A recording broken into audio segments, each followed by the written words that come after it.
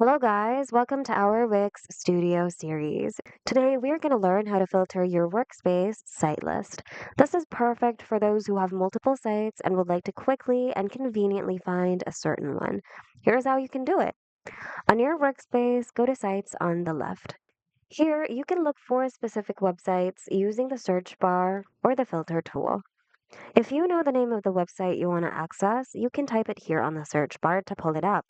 Or you can also use the filter button, and a panel on the right will appear where you can filter your sites by plan, publish status, editor type, agency ownership, Wix apps, and tags. So feel free to utilize these in order to easily and quickly pull up the website you're looking for.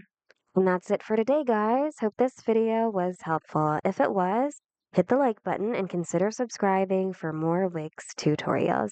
Thanks for watching and see you guys in the next video.